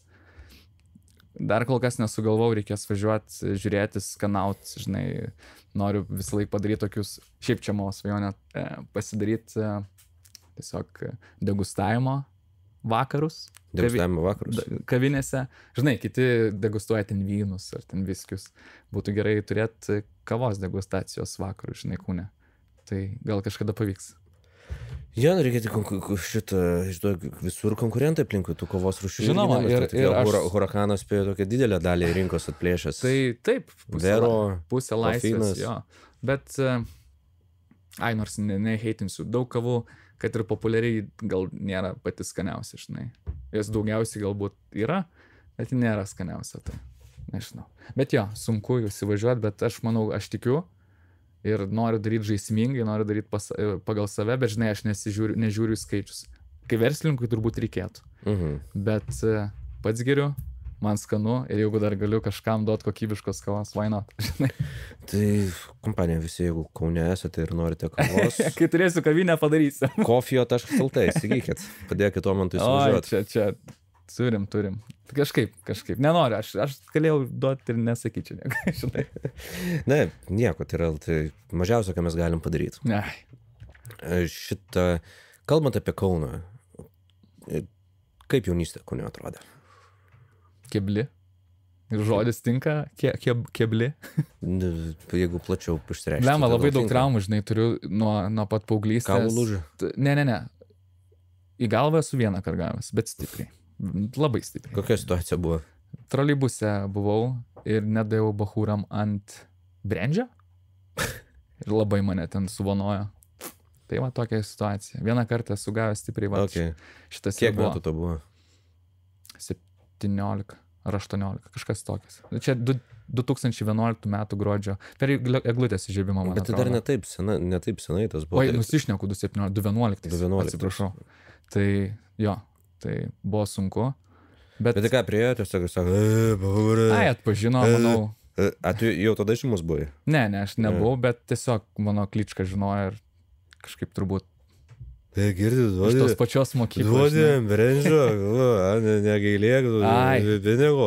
Juokinga šiaip pagalvojus, bet svarbiausia, koks išaugau, žinai, aš niekad nebuvau pieštukas, gal labiau užgauliojamas, bet nežinau, turėjau gerų draugų ir tiesiog kai kurie neleisdavo prie manęs, žinai. Nu, bent jau taip dabar suvokiu tą situaciją, atsiminimus. Bet svarbiausias turbūt mano bruožas, nežinau, čia turbūt juoksis, tai kad aš nesu niekam snukį. Nesi panaudojęs jėgos savo, tai kažkam, ne? Ne dėl to, kad silpnas gal esu, bet tai gal nereikėjo tu visą laik nenorėdavau užgauti kažko silpnesnio. Nežinai, seniau kaip paauglystų visą laik bandysi silpnesnį tiesiog mušt arba kažką tokio. Bet man, nežinau, stengdavausi, jeigu ten kokie draugai vogė telefonus. Draugai vogė telefonus? Kad... Kaip čia taip? Ai, buvo etapas. Žodžiu, tai... Draugai vogė telefonus, buvo etapas. Nu, žodžiu, okay. Ateina į parką, kažkas nepatinka, atema ten batus, telefonus, nu taip vykdavo. Tai va. Šlikštu, jo, ir daug kas turbūt atsimins šitus dalykus. Tai stengdavaisi, kad pasakytiem draugam, kad bent nemuškit. Žinai, atema viską, bet bent nemuškit. Nežinau, man muštinės kažkaip nelabai, tai va ir su to kavienas. Nežinau, tiesiog. Ne, kovinis sportas neturi nieko bendro su kažkokiais paaugliais marozais bandančiais atimti telefoną iš kažko tais parke. Taip, sutinku, bet seniau būdavo labai tas mentalitetas žmonių, jaunimo, kad jeigu ten tu sportuoji, tai eini dažniau, neįskiriu kažko, bet būdavo keletą bent jau, kurie panaudodavo savo įgūdžius gatvėse. Bet jie greičiausiai nebuvo gero lygio sportininkai. Manau, kad jo, turbūt nei vienas nėra iškilęs dabar. Nenoriu suklysti, kiek žinau. Tai džiaugiuosi, galbūt. Nes tai dalykai, kurie eina į labai skirtingas pusės, ta prasme. Čia o tai apie Aleksandrą Usyką šnekant, kuris pasaulio čempionų šneka, vienas jo tokių interviu, tai žinau, gal pusmečio senumo, jis pasakoja, po treniruotės labai užsinorėjo burgerio, cheeseburgerio, 2. Nuėjo į McDonald'ą su su treniruočių partneriu ir kažkas merginos labai keikėsi. Labai keikėsi. Draugas priejo, sako, klausykit, mergaitės, gal jūs mandagiau šnekėkit. Ir kažkie vaikinukai norėjo užstoti tas merginas. Ir sako, ir prieina prie Aleksandro Usyko tėvai, kovinės stovėsina. Sako, aš taip pats įsuku, sako, pasižiūrėjau, sako, ne, aš tik burgerį šiandien. Labai svarbu, kiek turi mentalitetą, žinai, nesivelti šitus dalykus. Ne, tai prasme, tu kovoji, tu tavęs laukia po pusmečio didžiausia sunkia svorių dvikovo per paskutinius 30 metų. 30, taip. Tai, bet kas tų vaikinukų galvoja, iš tiesų galvoja, nejaugi jie Ukrainoje net pažino, kas yra Aleksandras Usykas. Šiaip, arba buvo per girti gal? Gal per girti buvo. Aš kažkaip, arba labai nesidomi, bet jeigu eina į stovėsiną, turėtų domėtis, kaip manai? Jo, aišku, nepasakys, kokias tėvės neteisingai tai buvo. Jeigu atsistoja, tai važinai, jeigu stovėsina. Aš už Fury buvau šiaip, kažkaip. Už Fury norėjai, kad Fury laimėtų, ar tikėjai, kad laimėtų? Kaip pasakyti, aš daug iš social medijos, jis man juokingas kaip šiaip žmogus, tiek kiek save parodo. Gal aš nežiūrėjęs jo tiek kovų, bet kažkaip Gipsy man kažkaip prie širdies buvo. Bet kokiu atveju, žinai, tu iš Lietuvos turbūt eisi už Usyką, žinai. Na, kitas momentas, kai jeigu tu žiūrėjai praeitą Fury kovą prieš kovotoją, kuris neturėjo ne vienos bokso kovos. Oi, ne. Ne vienos bokso kovos, jis buvo į knockdowną pasiūstas, jisai... Negano. Jisai labai didelį argumentą, kad jis galbūt ir pralaimėjo tą kovą. Buvo spekulacijų. Ne, argumentai tašką į tašką žiūrint, knockdowną stebint ir taip toliau, kad čia... Aišku, jis tuo metu nebuvo tokia fizinė forma, kaip jis buvo dabar. Dabar jis buvo visai kitas Tysonas Fury. Jis labai nusimetė daug svorio. Daug svorio, jis daug judresnis, jis tikrai daug geriau atrodė šitoj kovoj, bet Usykas yra monstras. Jis yra tiesiog monstras. Tai manau, tas raundas labai daug, tas vienas raundas tikrai nedaug gelbėjo. Daug kas, apskritai daug raundų jį gelbėjo. Mano nuomonė. Fury laimėjo gal 2 raundus. Iš visos kovos. Aš galvoju, kad 3 ir 4 galbūt tikrai duočiau. Ten 3 buvo lygus. Jo. Jie buvo lygus, jie nebuvo... Skeptiškai žiūrėčiau čia. Jie nebuvo, bet boksas visada buvo, yra ir bus labiausiai korumpuota kovinio sporto šaka iš visų. Iš visų. Tu gali nežinoti, žinai. Bet... Ta prasme, ir su to pačiu Fury, tarkim, jo pirma kova su Wilderiu, jis turėjo ją laimėti. Kas atsimena tą kovą. Tas vienas knockdownas, tikrai negelbėjo tos visos kovos. Liktais vienas tam buvo. Ir, ką, laimėjau, buvo lygiosios. Teisingai pirmoji kovoje? Turbūt. Buvo lygiosios, buvo lygiosios. Jo, nes Fury nepralaimėjo ne vienos kovos iki šios akimirkos. Ir bokse pastoviai tai. Bokse, aš nežinau, pas juos... Ir šitoj kovoji buvo išsiskyręs teisėjo sprendimas. Jo, aš pastebėjau šitą. Tai tas teisėjas arba jis deltonikas. Arba jis nemato dalykų. Jis nemato. Kokios dar priežastys į telefoną sulindė, žiūrėjo kas nors. Ta prasme, come on. Kokiu būdu ten galėjo būti Fury pergalė? Blemba. Agresija pas Usyką buvo kosminė, visą laik spaudimas. Agresija tai agresija, bet galvos darbas, judėjimas. Ne, čia bet kokiu atveju, žinai. Jutimas visos kovos. Tu matai kitaip kovą negu aš, žinai. Galbūt. Man, blemba, patinka ir techniškumas, bet ir žaismingumas patinka. Man Fury žaismingas, jo panšai man žaismingi kai kurie būna. Tokie lempiniai. Nežinau. Ką reiškia lempiniai? Lempiniai, ką tu nori gražius tokius bando užtaikyti, žinai. Blemba, man jis patikdavo ir seniau, kad ir kiek mačiau, nedaug kovų tikrai mačiau Furio. Negaliu sakyti, kad ten visiškas fanas, bet kiek iš medijos mačiau per paskutinius gal 4 metus. Jis aišku ir turėjo ir ten tų popsinių kovų. Vat kaip tu minėjai. Ir nemažai jų turėjo. Nemažai. Aišku, Wilderio kovos buvo rimtos kovos, paskui jis... Prieš Joshua buvo? Prieš Joshua nebuvo. Prieš Joshua buvo Usykas 2 kartus. Ai, Usykas, sumaišiau. Okay. Jo, tada turėjo jis ten keletą tokių prieš kontenderius tokius kelis kovojo, bet man atrodo, prieš ką jis kovoja, ne prieš Deriką Čisorą, kuris neturėjo tenai būti iš vis pirmo vietoj. Lygtais prieš Deriką Čisorą. Nu, aš bijau irgi suklysti, nes boksą labai sunku stebėti. Boksas yra, ta prasme, aš kaip su žmonėm pašneku, ar tu stebi boksą, labai retai. Labai retai, galbūt, kai būna tokios rimtesnės kovos. Kas organizuoja bokso turnyrus, jūs kai kada pasižiūrėkit, jeigu ne UFC pay-per-view, kokį KSW Lenkijoje, jūs pasižiūrėkit, kaip turnyrai turi būti organizuojami. Pirma vieta. Viena kova valandą pertrauka, kažkiek klipai, kuriuos jau suka po 10 kartų. Kažkokia dainininkė, kurios niekad nebuvo. Tarp raundų, bet šitas turnyras šis juokingas buvo. Tarp raundų davinėjo, nežinau, ar finaliniai kovojo, nes tik akimirkas paskui peržiūrėjau, nes užmigau belaukiant. Kovojo prieš tai, kai kovojo Australas ar Naujasis Zelandas prieš Latį, prieš Briedį. Jie tarp raundų įkišdavo vis interviu apie sekančią kovą iš kokių legendinių senų boksininkų. The f*** are you doing? Kur jūs tai matėt? Ta prasme, kas jums pasakė, kad tai reikia daryti? Are you f*** insane? Ta prasme, pertrauka valandą, visi laukia kovos valandą, pusvalandį laukiu, kol kažkas užsidės pirštinės. Jūs paims tai tiesiog, už pakirpas, eik kovot. Bet šiaip keista, kai tipo eventas, aš suprantu, tu nori ilgo evento, žinai, tam vis tiek atvaro kaip iš šou, į didelį šou, bet su to laukimu, gal arenoj kitaip buvo, žinai, kažkas vyko. Nemanau. Ir bokse pastovi, taip nėra turbūt ne vieno bokso. Vienintelis bokso turnyras, organizatorius, vienintelis bokso promotorius, kuris dar suorganizuoja viską daugmaž, tai neišsitampia, tai Matchroom Boxing su Eddie Hearnu. Dėl to, kad jis didelis UFC fanas. Tai jis bando lygiuotis. Jis daug ką nuo jų kopijuoja, jis pats atvirai sako, kad daug ką nuo jų kopijuoja ir tai gaunasi daugmaž geras produktas. Visa kita bokso pasaulyje yra tarytum paskutinės dienos išpardavimas. Jie bando surinkti visus pinigus ir nieko neinvestuoti, kad jų produktas kažkoks geresnis būtų. Nes tu jeigu pažiūrėsi, boksas buvo tas bokso šou, aišku, bokso fanai supykstami, nes bokso šou buvo toks pats šūdas 80-aisiais, toks pats buvo 90-aisiais, toks pats yra dabar, pagerėjo kameros, atsirado LED ekranai salėje.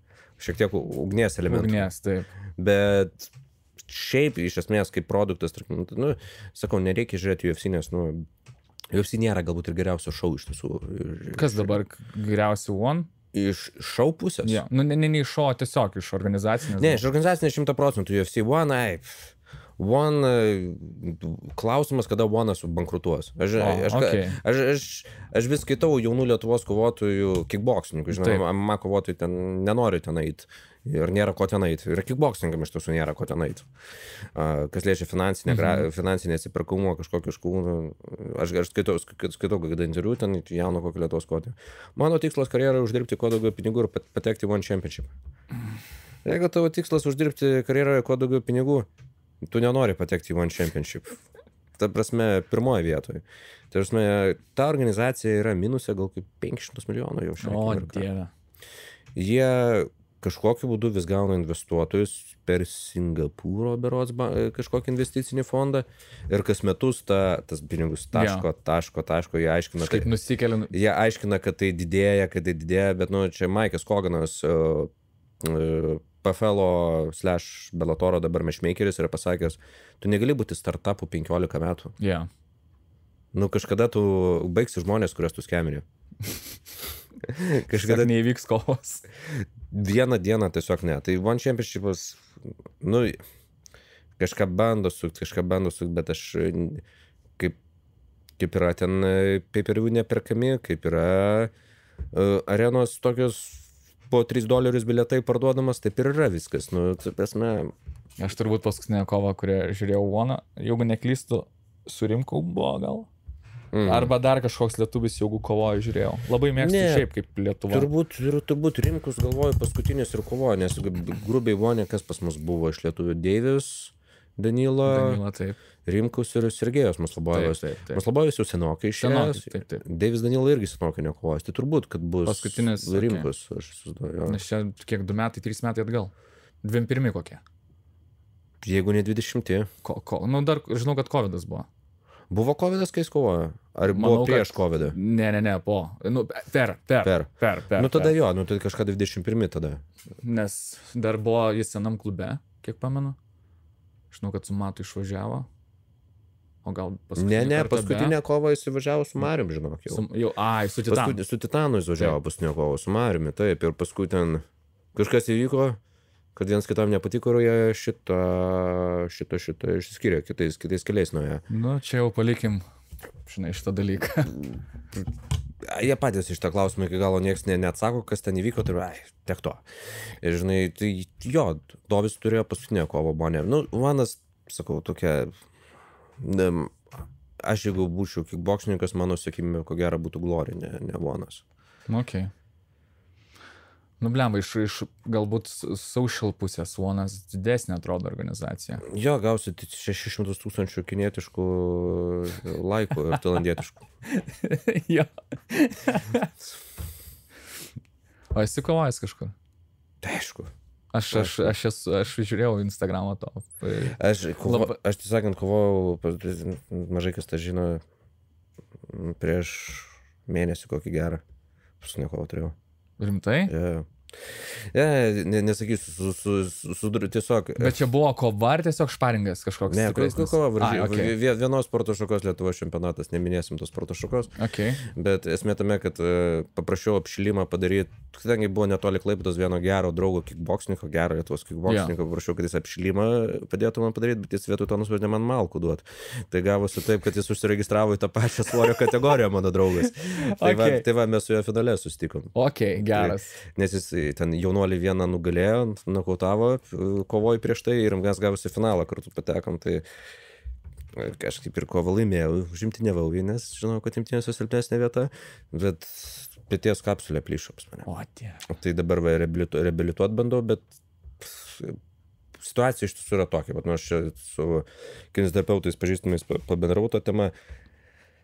Jau greičiausiai, jeigu noriu dar smūgiuoti su dešinė ranka, tai man reikalinga operacija. O jeigu aš noriu tiesiog formai palaikyti, tai galiu reabilitacijos pagalbą patvarkyti reikalus ir nebesi... Nu, ta ranka atsargiai galbūt sparinguotis bus ir taip toliau, bet aš manau, kad šitą variantą greičiausiai ir pasiliksiu, nes... O kuri tavo stiprioji? Dešinė? Tai dešinė ir yra. Bliau, nu tai tada biškiek sudėtingiau. Nieko, padarysim, kai yra stipresnė ir tiek. O tu dar jauti alkį, kovodamas, pavyzdžiui, nes tu daug treniruoji? Ne. Ne? Okay. Žinoma, ten, nu, būtų taip, žinai, būtų taip profesionali kova, būtų ten kažkas čia, tiesiog mokyklos salėje 2 pensininkai susitiko, nes tas draugas irgi, jis dar kovojantis, bet irgi jau sutik pensininkas. Martynas vardas jo ir, tai ką, išėjom, mes vos ne, jis nugalėjo jaunuolis, aš jaunuolis 5-5, vos ne šitą šnekėmės prieš varžybas, prieš pat kovą, davai, einam kovot, žinai, tai čia jau toksai, bet pasižiūrėk, žinai, prasidėjo vis tiek nuo to, žinai, tu turi kažkokią nostalgiją jausti, žinai, kad seniau buvo panašiose vietose tos kovos.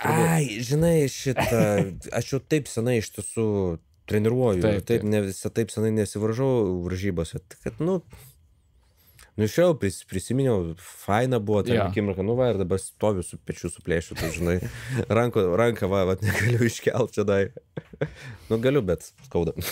Blemba, atsargiai reikia, žinai, saugot. Nieko, reabilitacija praeisiu, daugmaž sugys, viskas bus normaliai. Baisiausiu atveju ten operacija, porą pjūvių, susiųsta vietą. Ir gyventi. Tiesiog to ne tai, kad nelaukiu, labiausiai nervintų tas, kad tuo metu jau jeigu nes sutiko vieną pažįstamą, kuriam panašus reikalas atliktas, bet jis crossfiteris. Bet irgi, panašus plyšimas, tai va. Ne su gipsu, bet su ta langete tokia. Pastoja tokia pozicija, turi išvisuoti, kad ten viskas prigytų. Tai tas gal mėnesiuką būtų ne faina, bet reikės kokį rudenį padarysim, bet vasarą aš tikrai tos. Tai galėsi daugiau laidų įrašyti. Žinok, aš turbūt, ko gero, jeigu ne Vytukas, aš turbūt neįrašinėčiau tų laidų iš vis. Paskatina tave? Jis mane spardo subinė kiekvieną kartą kažką įrašinėt. Aš tai kaip ir prieš tai. Nes vėlgi, nu, tu kuri kažkokį produktą ir tu galų gale, nu, pasižiūrė tos rezultatus, nu, ten, žiūri, išeina ten, kokie ten, neminėsim, kokie Lietuvos humoristai. Šitą visą pipinį, Vytai.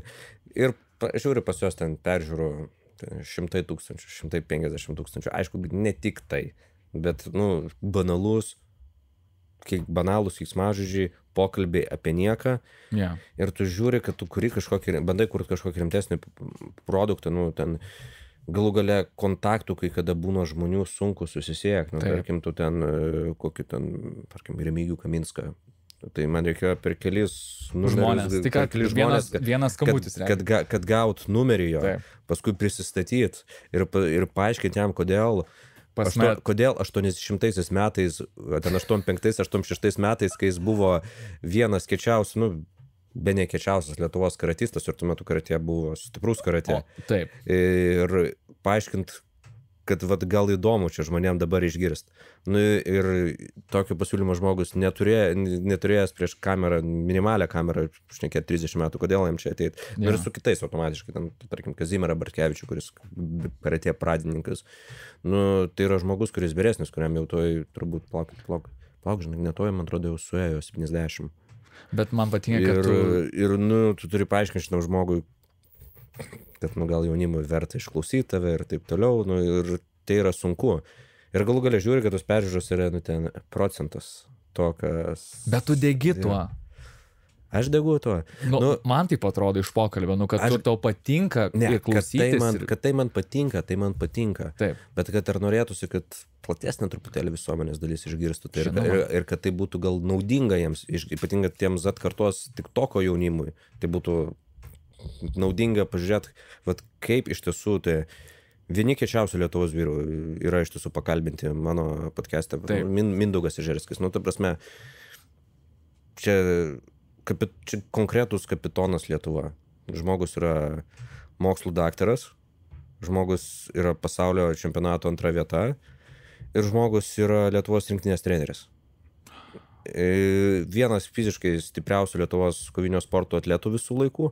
Vat iš ko tu turim pavyzdį. Nu, mano nuomonė, vat jaunimui, vat pastebėt. Vat... Jaunimas, aišku, tai yra labai sunkus kelias. Tai aišku, tai yra, prasme, tas kelias, kurie šie žmonės praėjo yra... Prasme, aš pats šito kelio tokio sunkaus neturėjau savo gyvenime. Ir neturėsim turbūt, žinai. Kitais dalykais. Žinok, pagal mane mes augam absoliučiai šiltnamio sąlygom šitie žmonės. Net ir mūsų karta, kur yra vyresnė, mes augam, o dabartinė karta nėra ką šnekėti iš viso.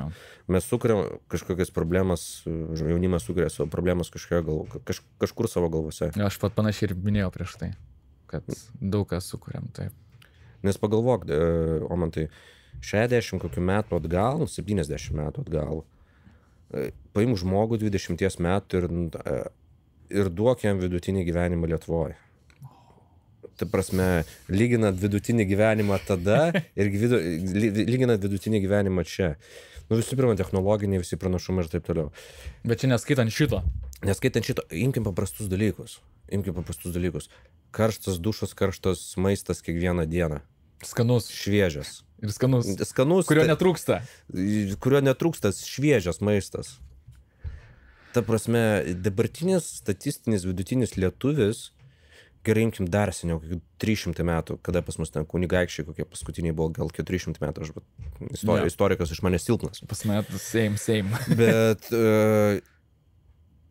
tuometiniai karaliai gyveno prasčiau negu statistinis lietuvis. Imkim 70 metų atgal, 99% žmonių gyveno prasčiau negu statistinis lietuvis dabar. Bet 99% žmonių dabar yra mažiau laimingesni negu 99% žmonių tada. Daug yra, daug nori, daug neturi ir prasideda. Socialiniai tie patys tinklai, įsivaizdavimas, kad, nežinau, kad tu turi kažkokią, nežinau, sorry, kad pas tai pradžio, kad nemažai tų tatuiruočių turi kažkokį, nežinau, Viskas gerai.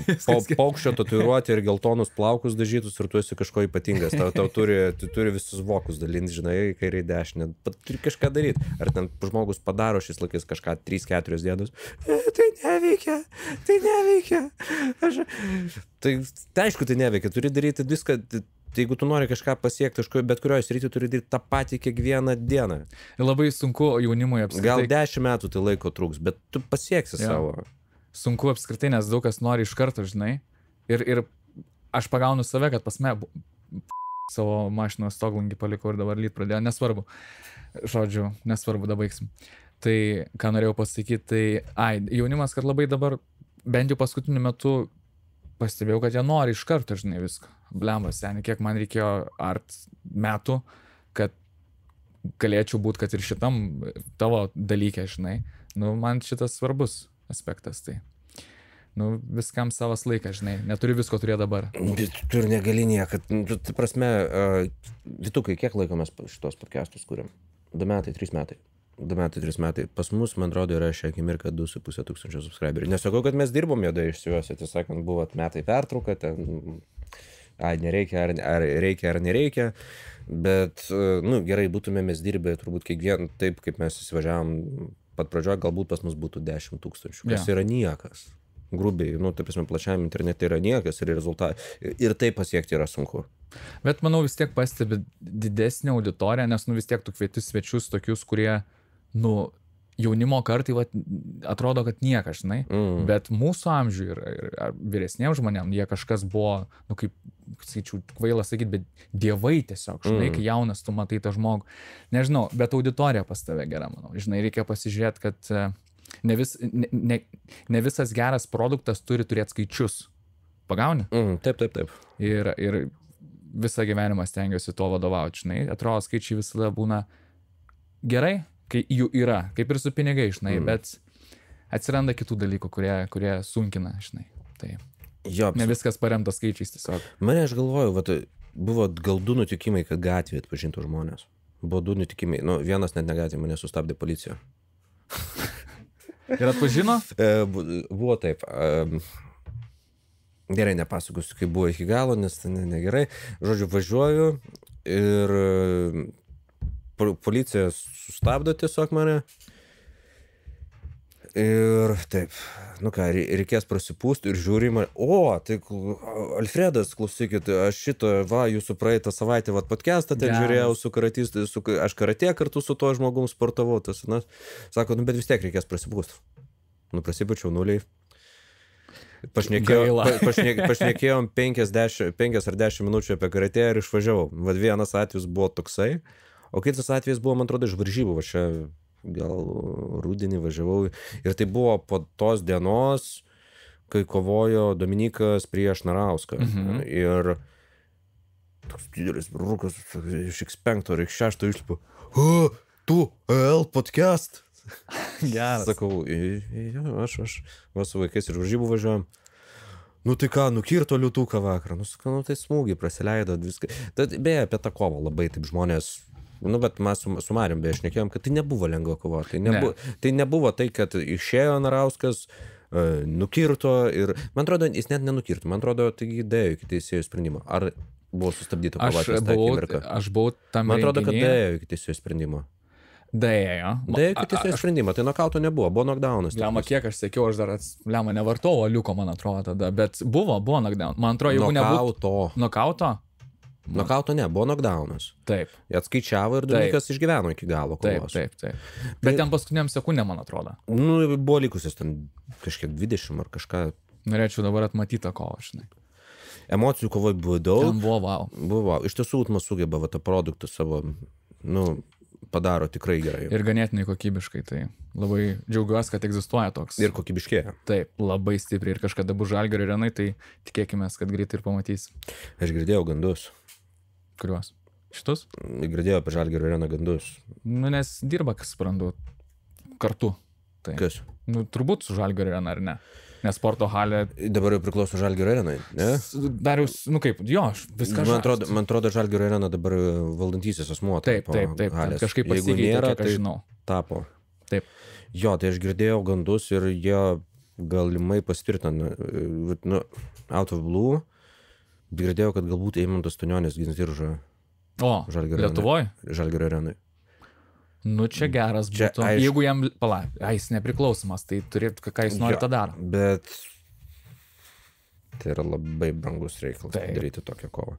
Aš esu vieną kartą prieš COVID norėjo viena tokia didelė organizacija Lietuvoje organizuoti turnyrą, tokia Eris. Jie dabar vis dar yra, bet jie dabar nebėra didelė organizacija. Jie tapo juokingai maža organizacija. Turėjo jų investuotojas buvo tokia Vivendi korporacija, kuri principė MG Balticas ant Prancūzijos, bet ne ant Prancūzijos, ant visų prancūzakalbių šalių. Universal Music jam priklauso ir taip toliau. Tai jie ten investavo labai didelės sumas pinigų, jie planavo turnyrą Lietuvoje padaryti, bet COVIDas Ragas. Ir jie paskui gal galiai iš vis atšoko iš netgi RSO produkcijos, dabar RSS tapo tęsia, lokalinis mažas Prancūzijos turnyras, nu ne mažas, bet lokalinis Prancūzijos turnyras, ir jie nebėra nėra tas, kad jie planavo būti tarptautiniu dideliu supergale.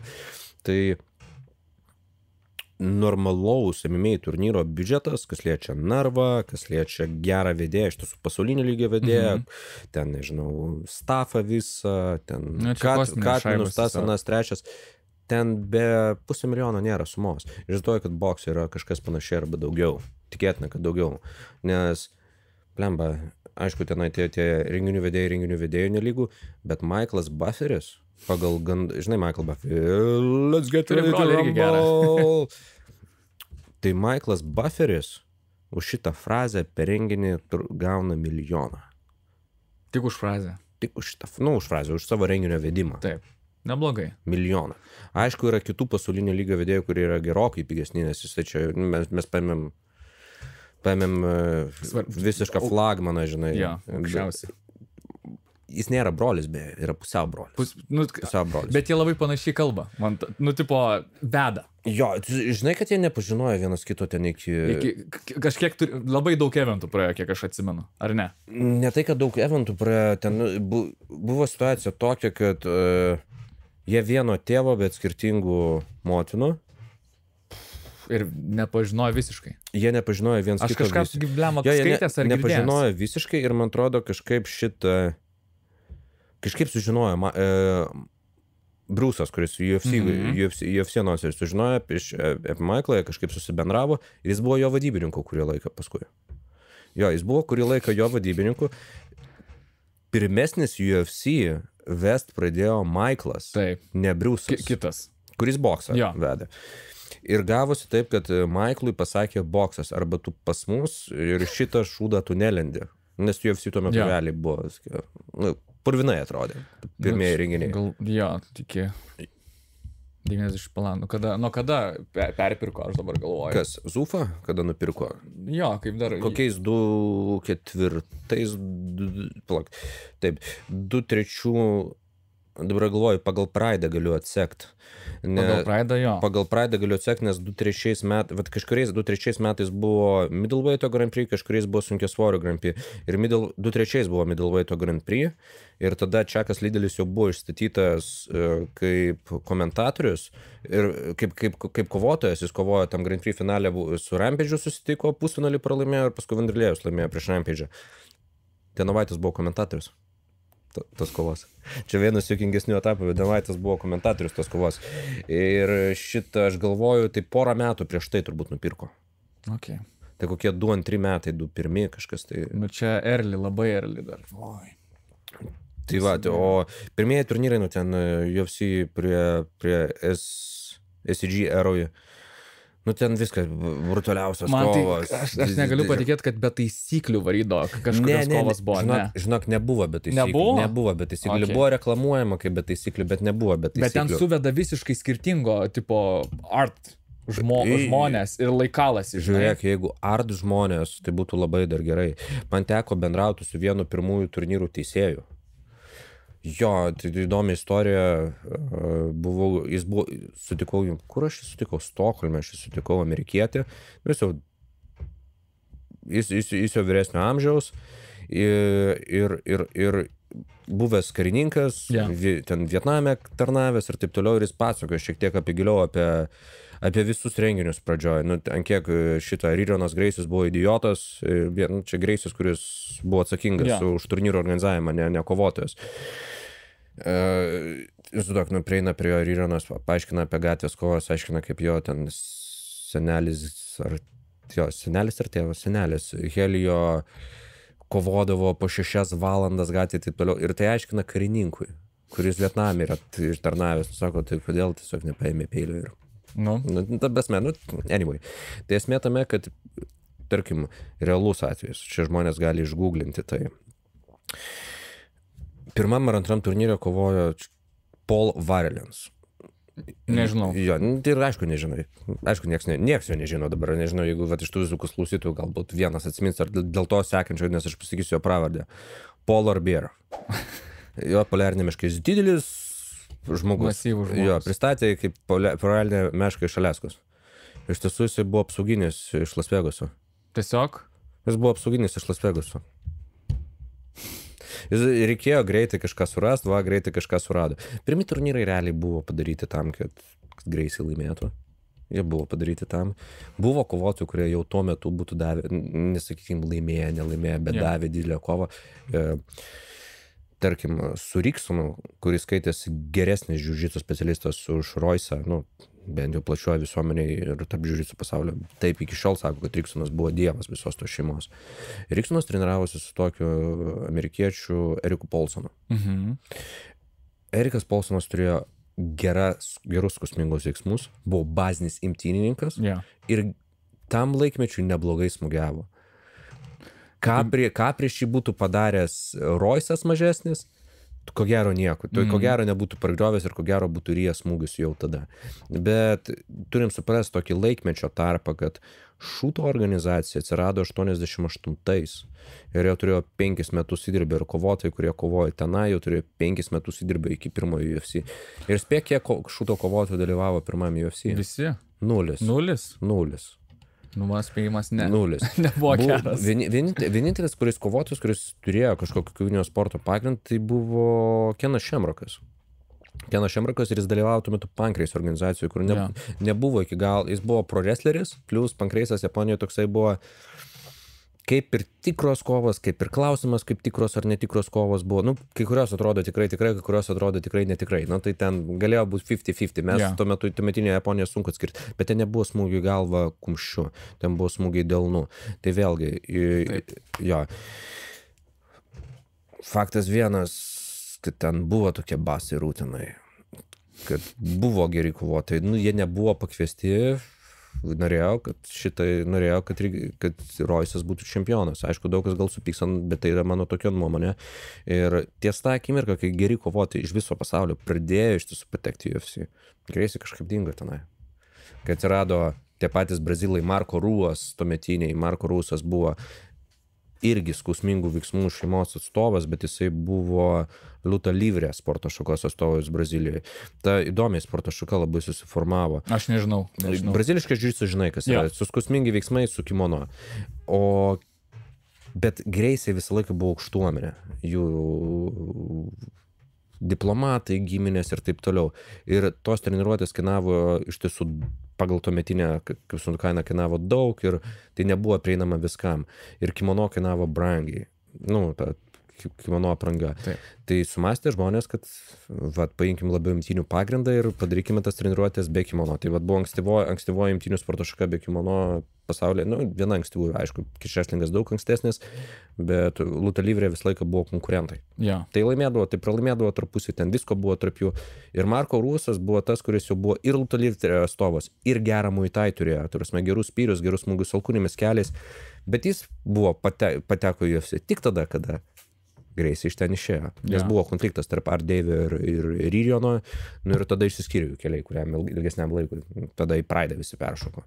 Apskritai seniau buvo labai daug kovų. Šiaip kiek organizuodavo, kaip kovodavo. Oi ne, kaip tik gerokai mažiau. Tada gal bokso? Ne, visko buvo mažiau. Gal iš pačios medijos, arba tą, ką mes matom YouTube iš senų kovų, gal mažiau, bet blemba organizuodavo, tai nors gal net didelius renginius. Tu apie Lietuvą ar tu apie pasaulio? Ne, apie pasaulio kalbu. Ne, aš to pasakysiu taip, įsivaizduok, Pride'as skaitėsi didelė organizacija, organizuodavo 5 renginius ar 6 renginius į metus. Į metus. Taip. Blema, čia daugok. Žinai, kiek UFC organizuoja renginių į metus? 2? Kokių 45. Kem 5? Ai, bet nusišneku. Ok. Supranti, va tame skirtumas. Pride'as, kad ir buvo to Japonijoje hiperinfliatiškai užaugęs, jis su dabartiniu UFC, tai yra, UFC kiek Pride'as iš viso renginių yra padaręs, UFC padaro tiek per metus. Bet kitas momentas, kovotojai labai, kadangi tų kovotojų nebuvo daug, jie labai išsiskirdavo iš kitų. Buvo tas aprangos unikalios, išėjimai unikalūs. Plus japoniška vadyba tai įdomesnė tokia. Jeigu tu esi UFC kovotojas, tu 2-3 kartus į metus, jeigu tu geriausias UFC kovotojas, 2-3 kartus į metus gini savo diržą prieš geriausią pasaulio kovotoją, jeigu to taip pavyksta padaryti. Tuo metu Pride'as būdavo taip. Čia aš nešiuku ant Pride'o, bet galim tai pasižiūrėti ir aš tai atsimenu puikiai. Koks nors sunkiasvoris čempionas, aš vardo jo nenoriu minėti, man išlikšti asmenybė yra, galite suprasti kodėl, jeigu pasigūglinsit, vieną kartą apgina diržą prieš Mirko Krokopą, tada sekančioje kovoje jis gauna neatletišką, per daug svorio turintį Brazilą.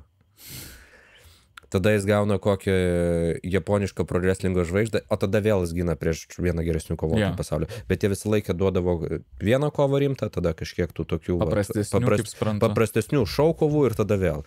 Mirko Krokopas, baisiausias pasaulio smūgiuotojas. Kosmonautas jie. Baisiausias pasaulio smūgiuotojas gauna kovą prieš pro wrestlerį Alberto Del Rio iš WWE. Jis kovoja Pride'e su kaukė. Jūs matėt kad nors kovos, kad su žinai, tas wrestlingas, tai va su meksikietiška žaislingo kaukė, žinai, kur pilnai veidą. Aš įsivaizduoju, bet jiems tai yra kaip normalu, tipo. Ta prasme, ten daug tokių nenormalių momentų buvo. Ten, ta prasme, tarkim, japonai mėgdavo kai kada kovos papirkti. Čia nepaslaptis. Kešo pasidaryti. Čia Kolmanas nesenai pasakojo, Markas. Jisai pralaimėjo keletą kovų UFC ir Pride'as sako, gerai, mokam tau 300 000. Gerai, jenų.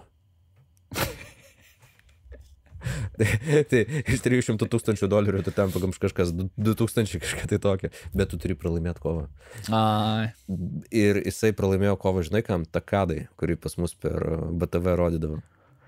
Ir ten buvo kova, grubiai, jis, žinok, Kolmanas, olimpinis imtyninkas, numeta tą Japoną kaip žaislą, žinai, ir tiesiog paima savo pėdą, įkiša jam, kad jis pasiduoda, kad jis ją užlaužtų tiesiog. Ir matos, tai po truputį kiša, tukt. Žinai, nevaidyboj dirbam. Tai keista. Kaip man aiškino apie Pride'ą, kad pas juos pirmi turnyrai buvo ten 50% netikrų kovų, paskui vis mažėjo, bet vis dar kažkokie kiek iki galo buvo pasilikę, nes Jakuzos valdė tą biznį, kaip suprantu, gal statymai kažkokie, aš manau, kad statymai kažkokie, nestatymai. Aš galvoju, kad su statymais buvo, arba kad organizacija tipo išauktų nuo kovų. Gal, nežinau. Aš įsivaizduoju, kokiam Takadai, jie norėjo tuo metu, kad Takada. Nes Takada, man atrodo, ir pralaimėjo 2 kartus prieš Riksoną. Ten iš vis nekova. Tai kur tu pro wrestleris prieš tuo metu vieną geriausių brazilų džiudo specialistų pasaulyje. Ir jiem truko tuo metu Japonijoje turbūt žvaigždžių. Ten nei Tamura, nei Sakuraba nebuvo žvaigždės tuo metu ir kiti Japonai nebuvo žvaigždės tuo metu. Jiem reikėjo Takadą gal biškį patempo, todėl jie 300 000 jenų sumokė. Bet nustebau, net taip pigiai Kolmanas prasidėjo. Aš visą laiką žinojau, kad jisai kad tą kovą parduota visi 100 metų žinojo, bet jis nesenai podcastą buvo išėjęs pas Quinton Jacksoną ir pasakė, kad 300 000 jenų. Kas yra $2000. Nedaug tam yra. Labai nedaug. Gal jam daug tuo metu jam reikėjo nes jam turbūt davė pasiūlymą ten 6 kovų, ir kurios kitos kovos gal už didesnius pinigus būtų, bet jis jau šoko į Pride'ą. Ir tuo metu neturėjai pasirinkimo, dabar tu turi milijonus opcijų, kur kovoti. Ir didelių, ir Europos organizacijų, iš tiesų, pas mus Europoje auga vienas MMA monstras. Po truputį, po biškį. Ir aš manau, kad jisai pagal tai, kaip jis juda į priekį, jisai bus numeris 2 organizacija pasaulyje. Laiko klausimas. Aš manau, jisai PFL peršoks. Tai Oktagonas Čekio, ten vienas vyrukas Čekas, kitas yra Slovakas. Čekoslovakijos nėra, bet vienas Čekas, kitas Slovakas yra organizatoriai. Ir jie renka po 20 000, po 30 000 žmonių. Ir dabar... Ten vietinius, kaip suprantu, daro. Vietinius turnyrus daro, bet jau ir darė ir Vokietijoje nemažai renginių. Ir Vokietijoje dabar planuoja surinkti 56 000 stadioną. Įmanoma. Jų šou atrodo geriau negu UFC, jų kovų lygis aišku nėra UFC. Taip. Aišku, tai nėra PFL, tai nėra Bellatoras, bet pagal tai, kaip jie auga, kokie jų pardavimai. Ir kitas momentas, aš buvau jų vienam renginį, absoliučiai visa publika jų merchandise apsirengusi. Tai prasme, Octagon tos maikutės, timpos pas merginas, tu matai, va, tiesiog eini į renginį, ir matai, tarytum eini Žalgirio rungtynės su Žalgirio šalikais. Ir tai yra jau geras įdirbis. Ir jeigu jie sugebės tą patį modelį pritaikyti kitom Europos šalim, kas yra Lenkija, didelė rinka, Anglija, mes turime didelį žaidėją. Turime tikrai didelį žaidėją. Realiai. Nes, matai, kaip aš tą dalyką žvilgiu, nežinau, ir įdomu. Įdomu. Tęs. Man UFC tai yra pasaulinio lygio žaidėjas ir jokių klausimų, tai bus numeris 1, tai bus... Turbūt populiariausias dalykas. Tai yra McDonald's, tai yra Apple, tai yra viskas. Ta, ką bandė daryti Bellatoras, kas jam nepaėjo, kad jie prasidavė PFL-ui, ką daro bandyti PFL-as ar Bonas, tai yra... Gal jie bando teoriškai išauginti save, gal jie bando, bet jie tik praranda pinigus. Jie bando iššokti va tą didelį vaizdą, bet, jie darė toj pačioj arenoje renginį, kurioje buvo Usykas prieš Fury savaitgalį. Jie darė turnyrą, kadangi nupirko Bellatorą, darė Bellatoro čempionas prieš PFL čempioną. Iš tiesų įdomu. Taip, vienos organizacijos čempionas prieš kitą. Dar Saudi Arabijai. Spėk, kiek žiūrovų buvo? Spėk nedaug. Kokių 40% salės. Liūdna.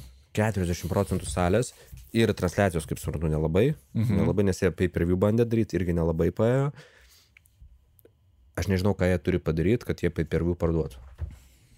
O tie vyrukai, gaunasi, užaugo, nepaėmė investuotojų pinigų, nesusirinko ir bandom kažką įrodyti. O po truputį, po žingsnelį auga. Nuo 5000 arenos iki 10, nuo 10 iki pay-per-view, nuo pay-per-view iki merchandise, nuo vienos šalies iki kitos šalies ir jie auga. Ir patys viską daro. Ne investuotojų pinigų surenka. Dirba. Ir tas produktas, jisai visai kitaip atrodo galų. Tik aišku, UFC nieks neperpės. Neįmanoma. Man kaip juokinga buvo vienu metu, kai Pride'as prasidavė UFC, gavo Sakakibara, tai yra Pride'o savininkas, man atrodo, 10 ar 12 metų nedarbingumo sutartį. Jis pardavė organizaciją, bet jis negali sporto organizuoti 10 metų. Ok, suprantu. UFC tikėjosi, kad jie gavo visus Pride'o darbuotojus. Pride'o darbuotojai visi išėjo sekančią dieną ir darė savo organizaciją su nežinomu savininku. Kas tas savininkas? Nieks nežino. Nieks nežino. Ta organizacija pasivadino Dream. O Pride'o įmonė, šitą UABas LCC buvo Dream Stage Entertainment. Kažkas į tą pusę. Tai žodžiu. O paskui, nepaėjo, tas Dreamas irgi prasuko, nepaėjo, paskui jie pabandė po 10 metų jau viskas, jis jau grįžo su savo, viskas, ten logotipą vos nepanašiai padarė, viską ir grįžtam, mes dabar konkuruosim su UFC. Šitas Sakakibara. Porą metų pašvaistė pinigus, Mayweatherį net kartą buvo paėmę ten prieš Japoną? Prieš Japoną, kickboksininką, kuris buvo lengvesnis kokių 10 kilogramų.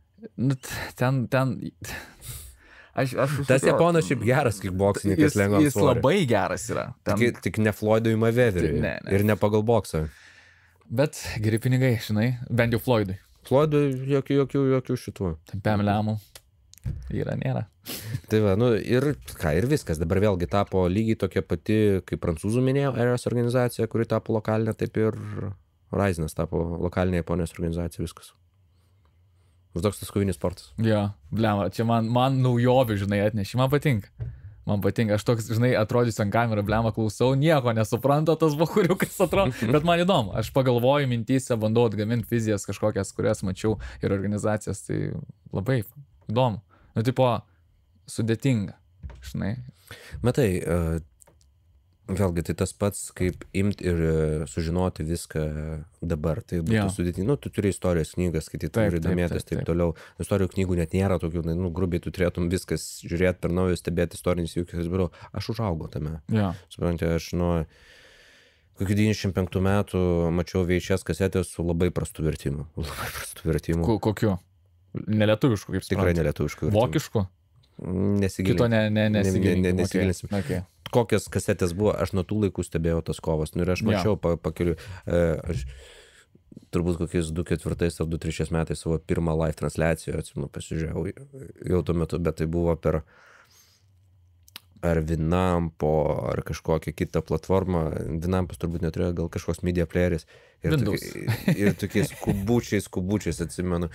Vat buvo pirmas mano live eventas, tai buvo wow, tuo metu tai buvo kažkas įspūdingo ir transliacija gal kainavo, kokiu tuo metu gal $25 ar kažką, bet tai buvo wow, matyta kovas tiesiogiai, tai buvo kažkas iš kitos planetos.